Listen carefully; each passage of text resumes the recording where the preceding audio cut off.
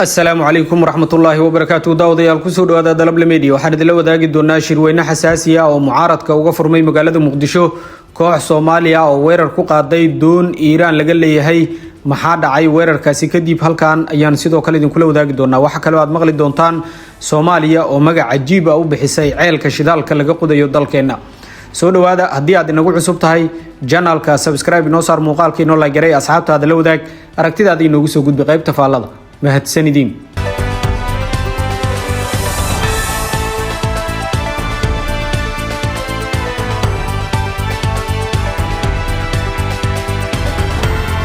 shirweyne xasaasi ah ayaa golaha mucaaradka waxa uu uga furmay magaalada Muqdisho ee caasimadda dalka Soomaaliya waxa magaalada Muqdisho ka furmay shirweyne xasaasi ah oo u dhaxeeya madaxda golaha mustaqbalka qaar ka mid ah xildhibaanada baarlamaanka Soomaaliya iyo bulshada rayidka ah shirweynahan ayaa halku dhigiisu yahay difaaca dastuurka xilli dawladda federaalka ay wali sii wado wax ka bedelka dastuurka ku meel gaarka ah kaasi oo gudoonka baarlamaanka uu qorsheynayo in toddobaadka soo socda la ansixiyo dhameystirkiisa dhinacyadan ayaa shirweynaha ku soo bandhigaya mowqifkooda wax ka bedelka dastuurka oo meel adag ka taagan yihiin iyadoo dhawaan ay burbureen wada hadaladii u dhaxeeyay madaxda dawladda federaalka Soomaaliya iyo golaha mustaqbalka Soomaaliyeed sidoo kale shirweynaha ayaa lagu gorfayn doonaa xaaladda dalka oo haatan maraysa meel xasaasi ah waxaana la filayaa in warmurtiyeed wadajir laga soo saaro gabagabada shirka shirweynahan ayaa imaanaya xilli ay soo baxayso in fila Soomaaliya qorshaha dastuurka ay ka farxalanayso toddobaadka soo socda iyadoo lagu wado in baarlamaanka uu arbacada ansixiyo dhameystirka dastuurka ku meel gaarka ah una isla maalinta saxiixo madaxweynaha Soomaaliya Xasan Sheekh Maxamuud madaxweynaha ayaa si weyn u riixaya dhameystirka dastuurka iyo hirgelinta doorasho qof iyo cod ah xilli ay diidan yihiin maamulada Puntland iyo Jubbaland iyo sidoo kale xubno ka mid ah mucaaradka ku sugan magaalada Muqdisho kuwaas oo ku baaqaya in dib loo dhigo dhameystirka dastuurka loona gudbo doorasho dadban dastuurka la dhameystirayo ayaa jideynaya in shacabka ay si toos ah u soo doortaan wakiilada deegaanka dawlad goboleedyada iyo dawladda dhexe halka xildhibaanada la soo doortay ay dooranayaan maayarada madaxweynayaasha dawlad goboleedyada iyo sidoo kale madaxweynaha qaranka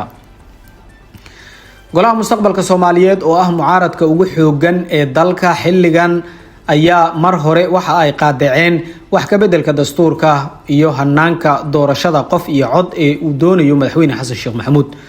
si kastaba haatee arrintan ayaa uga sii daraysa xiisada taagan xilli ay burbureen wada hadaladii u dhaxeeyay madaxda dawladda federaalka iyo golaha mustaqbalka kadib markii la isku mari waayay arrimaha dastuurka iyo sidoo kale doorashada oo si weyn ay iskugu hayaan labada dhinac koox Soomaali ah ayaa weerar waxa ay ku qaaday doon laga leeyahay dalka Iiraan koox burcadbadeed Soomaali ah ayaa weerar ku qaaday doon kalluumaysi oo laga leeyahay dalka Iiraan taas oo ku sugneed xeebta degmada Ayl burcadbadeed ayaa la sheegay inay doonayeen inay qafaashaan doonta si ay ugu adeegsadaan weeraro kale oo lagu beegsanayo maraakiibta shisheeye ee ka gudba biyaha Soomaaliya si la mid ah falal hore uga dhacay xeebaha maamulka Puntland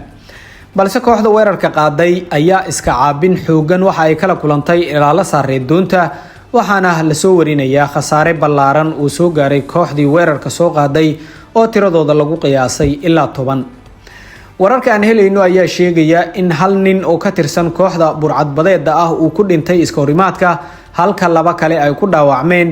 meedka ninka dhintay iyo labada dhaawaca ah ayaa loo qaaday gudaha degmada Ayl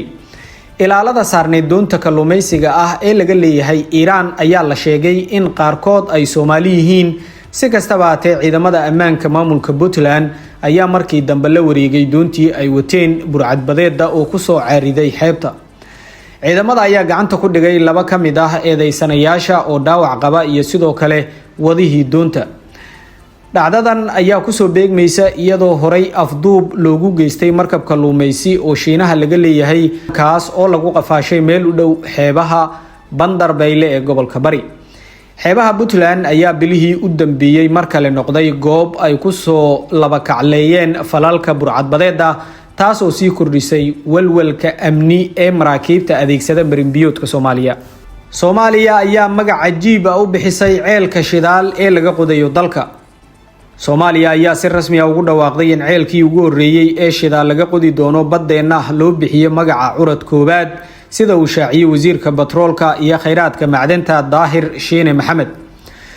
wasiirka oo hadal ka jeediyay munaasabad dhawaan lagu sagootiyay markabka Gegri Bay oo qaabilsanaa howlaha qodista kana ambabaxay dekada dalkaasi Turkiga ayaa tilmaamay in madaxweynaha Soomaaliya Xasan Sheekh Maxamuud uu magacaas u doortay ceelka.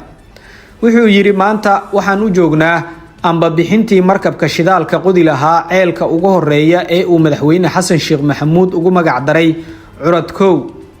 waxaa la filayaa in markabku muddo 45 maalmood ah ku soo gaaro xeebaha Soomaaliya. tani waxay noqonaysaa markii ugu horeysay ee markab Turki ah oo ku takhasusay qodista biyaha aadka u moolka dheer uu howlgallo ka fuliyo meel ka baxsan biyaha dalka Turkiga. Daahir Shire Maxamed ayaa waxa uu munaasabada ku tilmaamay mid taariikhi ah isaga oo sheegay in ay astaan u tahay soo kabashada dalka iyo hiisiga mustaqbalka dhaqaale oo wanaagsan. wuxuu xusay in markabkani uu xambaarsan yahay rajo cusub oo ku dhisan sharci, hufnaan iyo isla xisaabtan. markabkan maanta u ambabaxay biyaha Soomaaliya ma aha oo kaliya qalab farsamo, waa astaan qaran, waa rajo, waa fursad, waa bilow cusub oo ku dhisan sharci, hufnaan iyo mas'uuliyad, ayuu yiri wasiirku. wuxuu sidoo kale cadeeyay in kheyraadka shidaalka loo maamuli doono si waafaqsan xeerarka caalamiga ah si dakhliga ka soo baxa uu uga faa'iideysto jiilka maanta iyo kuwa mustaqbalka, isla markaana uu gacan uga geysto kobaca dhaqaalaha dalka. hawshan ayaa ka dambeysay heshiis dowladeed oo la saxiixay bishii Maarso 2024 kaas oo lagu horumarinayo qaybaha saliidda iyo gaaska Soomaaliya. shirkadda tamarta ee dawliga ah ee Turkiga ee Turkish Petroleum ayaa haysata ruqsadda baarista 3 qaybood oo ku yaala biyaha Soomaaliya, halkaas oo sahano dhulgariir ah lagu soo gabagabeeyay sanadkii tagay. sida uu sheegay wasiirka tamarta Turkiga Bayraktar, markabka Gegri Bay wuxuu awood u leeyahay qodista ilaa 12,000 oo mitir, isaga oo ka mid ah maraakiibta ku shaqeeya biyaha aadka u qotada dheer. dhirirka minaaradiisa oo gaaraya 114 mitir awgiis ma mari karo kanaalka Suez, sidaas darteedna wuxuu ku soo wareegayaa qaaradda Afrika isaga oo soo maraya marinka rajada wanaagsan si uu u gaaro badweynta Hindiya. Bayraktar ayaa xusay in howlgalkan uu qayb ka yahay qorshaha ballaarinta caalamiga ah ee shirkadda tamarta Turkiga. wuxuu sheegay inuu rajeynayo in howlgalkani uu sare u qaadi doono xiriirka u dhaxeeya Turkiga iyo Soomaaliya, isla markaana la filayo in qodistu ka bilaabato Soomaaliya bisha Abriil ee sanadkan 2026. inta uu howlgalku socdo, markabka waxaa wehelinaya maraakiib ka tirsan ciidanka badda Turkiga oo ay ka mid yihiin TCG si loo xaqiijiyo amniga hawsha. guud ahaan saaxiibayaal, warbixinteena inta ayaan kusoo koobaynaa. waxaan idinka codsanaynaa haddii aad inagu cusub tahay inaad channelka subscribe noo saarto, muuqaalkii noo like garayso, asxaabtaada la wadaagto, aragtidaadana aad inagu soo gudbiso qaybta faallada. mahadsanidin.